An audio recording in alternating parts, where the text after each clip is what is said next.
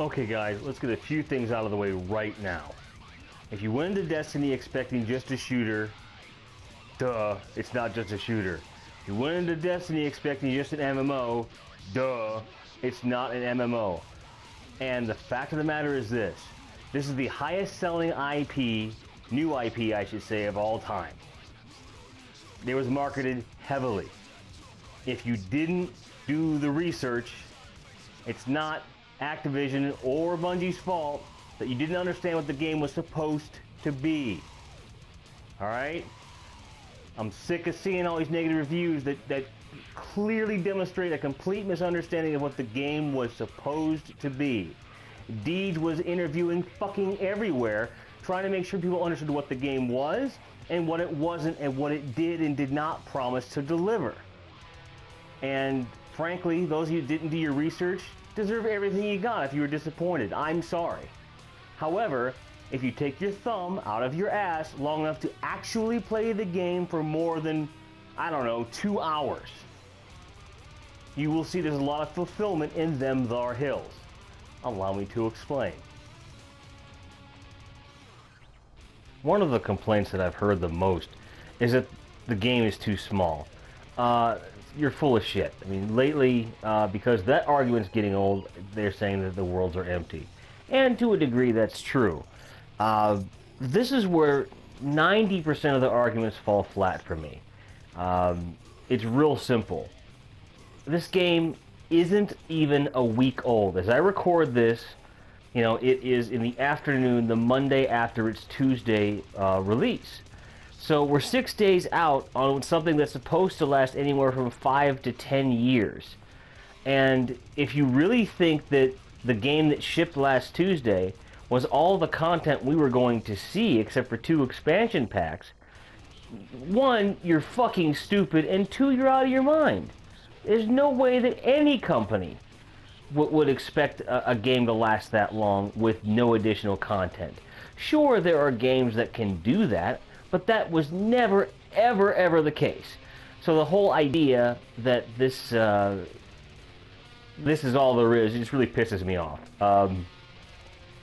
I have played the game for, as the title suggests, just over 40 hours total since that day. I am thoroughly enjoying it. And I gotta say that it does ring true to me that the game really starts to open up after you complete the story.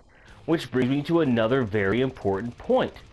The story has never been...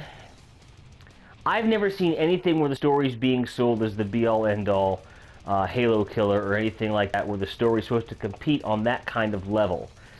The story has always been, we have a story to tell, and after that story is ended, that's really when the game starts to come alive. They've said it over and over and over, and if you can't understand that, or you didn't want to understand that, that's not their fault. That's like me showing you a bottle of mustard and saying, this is mustard, this is mustard, this is mustard. And when you put it on a sandwich, you complain it doesn't taste like ketchup. I mean, can you guys understand where I'm coming from here? This is just asinine. I don't understand this. And the so-called journalists that are reporting, you know, Destiny's a disappointment, it's like, you know, I don't get it. Like, are they entitled to have their opinion? Absolutely. But I can't help but think of it as a cash grab for people to be, you know, publishing reviews on a game that's supposed to last 5 years, 6 days into the experience, and calling it like a definitive idea of what the game is. I think it's just irresponsible, and it just demonstrates a complete lack of where the industry is headed and where a game like this is trying to take us. I don't think that this should, you know, completely rewrite history as far as what a video game should be, but it certainly challenges the idea of how we're supposed to do things in a game that is designed from the ground up to constantly expand and evolve based upon what the players inside are doing. Here's the whole thing with the story. The story that you take on that lasts anywhere from 8 to, you know, to 12 hours, depending upon, well, 8 to 20 hours, because you're going to be grinding some in there as well. I mean, it took me a good, you know, 15 hours to do the story myself. And I regret none of that time spent. In that time, you will get to know all the different planets. You'll get to know all the races involved, and you will get to know a couple major players in the in the arena. You know, people you have to know who they are and what they do and where they fit. More importantly, you find out where you fit. And if your character is a little vague, it's with good reason. This story has to fit millions of people without being specific. Meaning that you should be able to talk to somebody about, you know, a watershed moment in the story without, you know, sounding like, hey, I had sex with my girlfriend at this ice cream parlor. Hey, I had sex with her at the same ice cream parlor. You know, getting into really weird territory. The idea is that everybody has to be able to experience this and relate to each other as though they were completely different stories. That's the part that completely blows my mind. This has been sold from the ground up as something that the story comes from not so much the writers. They're creating a world for you. The story comes from you going, dude, let me tell you where I got this level 23 legendary armor from. It's fucking amazing, da-da-da-da-da-da-da. I was fighting this dreg. He had on a giant purple dildo on his head, and I hit him in the face with my hand cannon, and he just fell apart and said, "Mother!" as he hit the ground. You know, that's not something that they wrote for. The idea is for you to go out there and experience this at you know, anytime you want.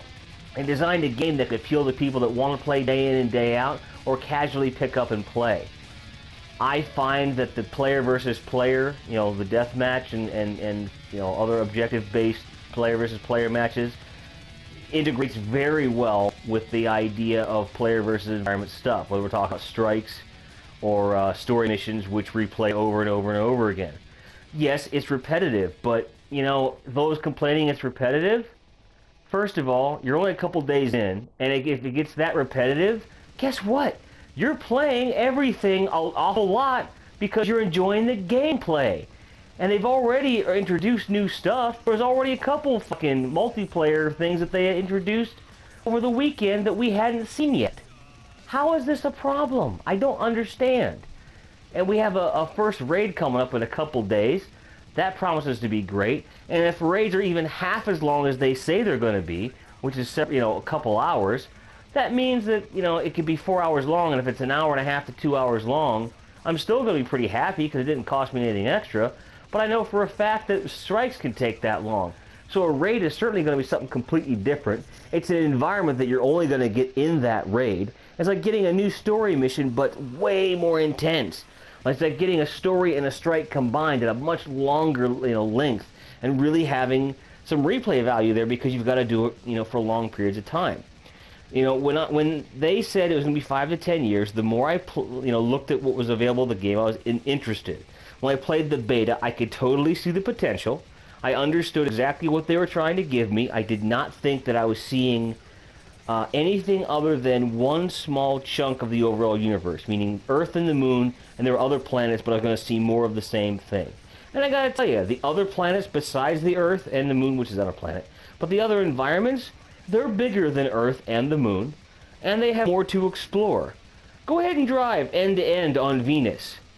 I'll wait here until you get back. I mean, if you've played the game, you know exactly what I'm talking about.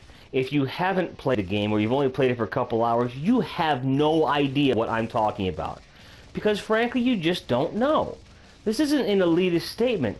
This is something basically saying, like, you know, I'll give you an example. I am of the mindset that Call of Duty Ghosts is absolutely awful.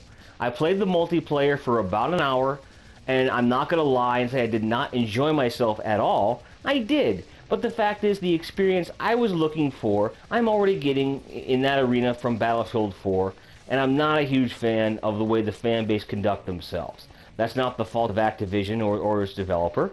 It's just not something that appeals to me personally. And there's nothing wrong with that. I haven't played the story, I have no desire to, and I freely admit that. What irks me is that a lot of the people that are saying something about this game, it's pretty obvious they haven't played all that much. And some that are, they're calling it a huge disappointment for whatever reason.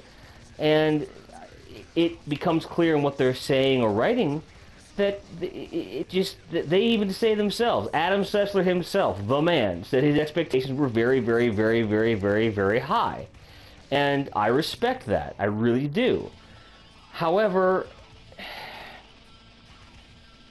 you have to take it with a grain of salt. If you played the beta, which I realize not everyone played the beta, but there's plenty of gameplay videos out there, there's lots of reviews at the time, and, you know, people see it lacked a little bit of polish, and the polish that we were looking for is there, but you didn't see this kind of backlash. Like, in my opinion, if you look at the beta, and then you look at this, and you see what the reactions are like, it's just stupid.